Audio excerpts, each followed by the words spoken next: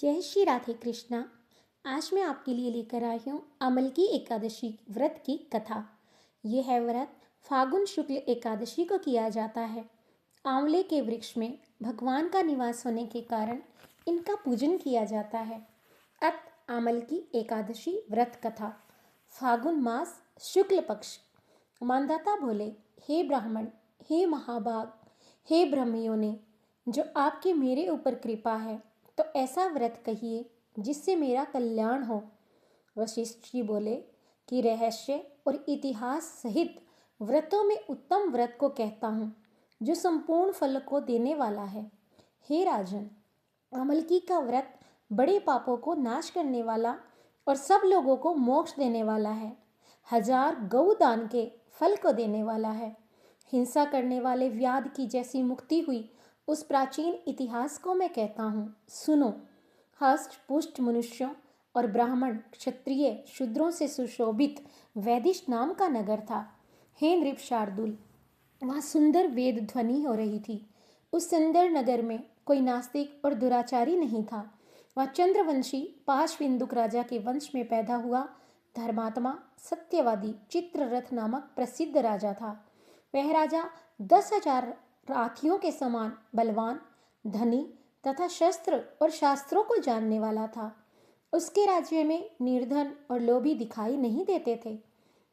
दोनों पक्ष की एकादशी को मनुष्य भोजन नहीं करते थे। सब धर्मों को छोड़कर भगवान की भक्ति करते थे। हे राजसत्तम, इस प्रकार भगवान की भक्ति करते हुए जब मनुष्यों को सुखपूर्वक बहुत वर्ष बीत गए, तब कुछ समय बीतने पर फागुन शुक्ल पक्ष की द्वादशी युक्त एकादशी प्राप्त हुई। हे विभो, हे नृप, उस एकादशी को बालक बूढ़े सब ने मिलकर नियम और उपवास किया। राजा इस व्रत को विशेष फलदायक समझकर नदी में स्नान करके प्रजा के साथ मंदिर में गए। राजा ने जल से भरा हुआ कलश स्थापित करके उसे छत्री, उपानय, पंचरत्न और सुंदर गंध से सुशोभित किया। दीपमाला से युक्त परशुराम अजी के साथ ऋषियों समेत सावधानी से पूजन किया और आमले का भी पूजन किया। हे जामदगन्य, हे रेणुकानन, दवर्धन, हे आमल की छाया से युक्त भुक्ति मुक्ति को देने वाले, आपको नमस्कार है। हे धात्री, ब्रह्मा से उत्पन्न सब पापों को नाश करने वाले आमल की, तुमको नमस्कार है। मेरे अर्घ्य को ग्रहण करो, तुमको नमस्कार है। उसी समय वहां पर एक शिकारी आया। भूख और प्यास से युक्त, पाप के भार से पीड़ित, कुटुंब के लिए जीव हिंसा करने वाला, सब धर्मों से अलग, वह अमल की एकादशी का जागरण और दीपकों से शोभित उस स्थान को देखकर वहां बैठ गया। ये क्या है, ऐसा मन में सोचकर आश्चर्य करने लगा।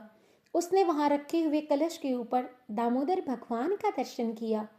वहां आमले का वृक्ष और दीपक जुड़े हुए देखे और पंडितों के मुख से भगवान की कथा सुनी। क्षुधित होने पर भी एकादशी का महात्म्य सुना। विस्मय युक्त होकर रात में जागरण किया। फिर प्रातःकाल सब मनुष्य नगर में गए। उस शिकारी ने भी घर पर आकर प्रसन्नता से भोजन किया। फिर बहुत काल के अनंतर व्याध की मृत्यु हुई। एकादशी के प्रभाव से और रात के जागरण से उसे चतुरंगिणी सेना समेत बड़ा राज्य मिला। धर्मात्मा राजा ने इंद्र की तरह राज्य किया।